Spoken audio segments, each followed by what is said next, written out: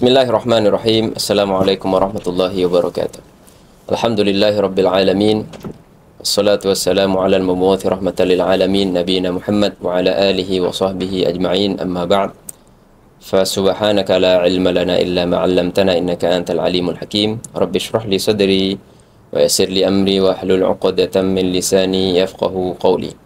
Sahabat dakwah Muhammadiyah dimanapun berada, alhamdulillah pada hari ini kita masih di bulan suci Ramadan 1446 Hijriah. Kita tidak lupa mengucapkan selamat kepada sahabat dakwah Muhammadiyah dimanapun berada, selamat menunaikan ibadah puasa. Semoga Allah Subhanahu wa taala memberikan kepada kita semua kelancaran, taufik, kemudahan menjalankan ibadah mulia di bulan suci ini, ya. Ibadah puasa, qiyam, tilawatil Quran, dan seluruh ketaatan dan ibadah yang dituntut dari kita untuk menghidupkan bulan Ramadan ini dengan ibadah-ibadah itu. Dan semoga Allah SWT terima amalan ibadah kita semuanya. Baik, pada pertemuan kali ini adalah pertemuan yang kedua untuk kajian ilmu hadis spesial bulan Ramadan. Hadis-hadis populer bermasalah seputar Ramadan. Kita akan membahas satu hadis Rasulullah SAW tentang keutamaan bulan Ramadan yang sebenarnya bermasalah dari sisi sanadnya secara khusus, ya. Yaitu bunyi atau lafal hadisnya adalah Rajabun syahrullah wa Sya'ban syahri wa Ramadan syahru ummati. Ini hadis populer. Ya, hadis populer diriwayatkan dari dua orang sahabat. Tentunya tuduhan atau tidak diarahkan at-ta'n, sehingga menjatuhkan kedudukan sahabat itu, ya. Tapi yang bermasalah yang jatuh. Yang bermasalah itu yang membuat, yang merupakan periwayat dari hadis ini, itu yang dituduh membuat masalah terhadap hadis ini. Jadi tidak ada masalah pada sahabat ataupun periwayat yang thiqah yang ada di sini, gitu. Jadi dari Anas bin Malik dan dari Abi Sa'id Al-Khudri, ya. Itu hadis ini diriwayatkan oleh Ibnul Jauzi di Al-Mawdu'at, ya. Kita sudah singgung kitab Al-Mawdu'at ini. Ibnul Jauzi diriwayatkan hadis ini, diriwayatkan juga oleh Al-Imam Ad-Dailami. Ad-Dailami punya Musnadul Firdaus. Ini Ad-Dailami itu ada dua orang, anak dan bapak. Bapaknya nulis Al-Firdaus tanpa bersanad, datang si anak disanadkan sama dia menjadi Musnadil Firdaus. Berarti juga di hadis ini diriwayatkan oleh atau disebutkan oleh Al-Imam Ad-Dailami, sang bapak, ya, di Al-Firdaus itu sendiri. Juga tidak ketinggalan Al-Imam As-Sakhawi yang menyebutkan hadis ini juga. Al-Imam Al-Ajluni di kitabnya Kashful Khafa, Al-Imam As-Sakhawi tadi di Al-Maqasidil Hasanah, Al-Imam As-Suyuti juga di Al-La'alil Masnu'ah, juga Al-Imam Al-Shawkani di kitabnya Al-Fawaidil Majmu'ah, Al-Fatni di Tadhkiratil Mawdu'at, dan yang lain-lainnya. Tapi kita lihat dari beberapa kitab ini, banyak kitab-kitab ini menyatakan atau menghimpun hadis-hadis bermasalah, apalagi hadis-hadis mawdu'ah. Baik, kita lihat di sini masalahnya ada di mana. Kita beralih kepada sanad. Kita mencari ilatnya. Masalahnya di mana?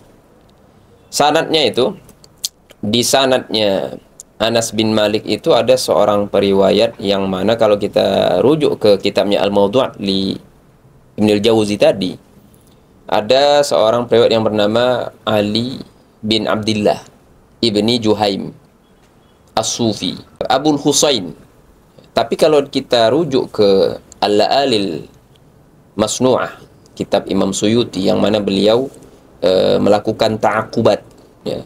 Ada di situ kritikan beliau terhadap Ibnul Jauzi atau tambahan beliau, tambahan hadis. Nama periwayat yang bermasalah di sini sama-sama Ali bin Abdillah, hanya saja binnya berbeda. Kakeknya Ali bin Abdillah bin Jahdam, ya, Abul Hasan. Nah, jadi di sini ada dua kemungkinan. Bisa saja ini dua orang yang berbeda, tapi tetap ini orang muttaham bil kadzib, ya, dituduh melakukan kedustaan. Kita bedakan antara muttaham bil kadzib dengan kadzab.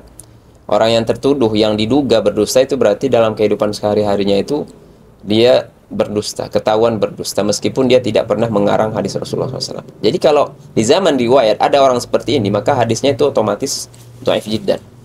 Meskipun tidak terbukti dia pernah memalsukan hadis. Jadi bagaimana perhatian ulama hadis itu terhadap yang namanya kejujuran. Ketahuan sekali aja berbohong walaupun bukan berbohong atas nama Nabi, dia sudah bermasalah hadis dia ketika dia meriwayatkan hadis. Sebegitu ketatnya ulama Islam khususnya ahli hadis dalam menyeleksi hadis itu sehingga benar-benar yang sampai kepada umat itu hadis-hadis yang thabitah, yang memang diterima. Jadi itu tadi Ali bin Abdullah. Kata Ibnul Jauzi ini muttaham. Bahkan di sanadnya ada majahil. Ditambah lagi di sanadnya itu selain Ali bin Abdullah ini ada majahil. Majahil itu orang-orang yang tidak dikenal. Majahil. Fulan majhul. Ini siapa ini? Ulama hadis nggak ketemu. Ketika mau mengkaji sanad, nggak ketemu. Siapa ini orang? Ya. Nama ditulis Fulan bin Fulan. Kadang-kadang bin Fulan, kakeknya juga. Dari sini kita ambil kesimpulan bahwasanya orang yang berniat tidak baik terhadap hadis Nabi bukan hanya mengarang teks hadis Nabi atau matan, dia juga bisa mengarang orang. Ya. Dia ambil beberapa orang yang memang bukan ahli hadis atau memang nama siapapun. Ya. Dia buat-buat nama gitu. Nah, seperti itu, ada majahil. Itu yang berkaitan dengan sanadnya atau isnadnya Anas bin Malik. Kan kita sebutkan tadi dari dua sahabat. Begitu juga sanad yang lain, Abu Sa'id Al-Khudri juga bermasalah. Ya, jadi di sanadnya itu ada Abu Bakar Muhammad bin Hasan An-Naqash. Nah, ini juga muttaham. Sebagaimana disebutkan oleh Imam Ibnul Jauzi juga, muttaham sama. Ya. Hadisnya dhaif jiddan. Begitu juga dikemukakan oleh Al-Imam Adz-Dzahabi di dua kitabnya bahkan. Imam Dzahabi punya dua kitab dhaif yang sering jadi rujukan, itu Ad-Diwan, Diwanud Du'afa, dan Al-Mughni. Al-Mughni fi Du'afa Rijal. Disebutkan di situ ini rajul muttaham. Jadi ini beberapa pendapat ulama menilai kedudukan hadis ini. Hadis mengenai bahwasanya Ramadan syahrul ummati. Jadi Rajab itu syahrullah, Rajab itu bulannya Allah, Sya'ban itu bulanku, bulan Nabi Muhammad, dan Ramadan syahrul ummati. Ramadan itu bulan umatku. Di sini kan maknanya kalau kita lihat ya. Ini kan maknanya seputar bagaimana menceritakan keistimewaan bulan Ramadan lagi. Bahwasanya seolah-olah di situ ada ikhtisos. Bulan Ramadan ini dikhususkan untuk umat Nabi Muhammad SAW. Sehingga kita bahagia mendengar hadis ini kan. Dan ini sering dipopulerkan. Baru tadi malam ya. Tadi malam waktu kita tapping ini ya. Baru aja. Saya nggak sengaja buka satu story ya iseng. Sebagian ikhwah lah. Bahkan thalibul ilm. Ini nyebutin hadis itu. Subhanallah. Bahkan dia termasuk mahasiswa ilmu hadis bahkan. Innalillahi wa inna ilaihi raji'un. Menjadi support bagi saya untuk menyatakan agar kita mengkaji hadis ini dan mengetahui status hadis ini dari dua jalurnya. Jalur Anas bin Malik radhiyallahu anhu dan Abi Sa'id Al-Khudri radhiyallahu anhu, mereka tidak bersalah. Ada dua periwayat yang berbeda, masing-masing itu dhaif jiddan. Jadi hadis ini dhaif jiddan. Bagaimana sikap kita? Sekali lagi, kita tidak yakini ini berasal dari Rasulullah. Meskipun kata-katanya tidak bertentangan dengan hadis Rasulullah yang sahih ataupun Al-Quranil Karim. Jadi jangan kita sampaikan ini lagi. Ya. Apalagi dalam rangka menyatakan, mengaitkan ini dengan Rasulullah.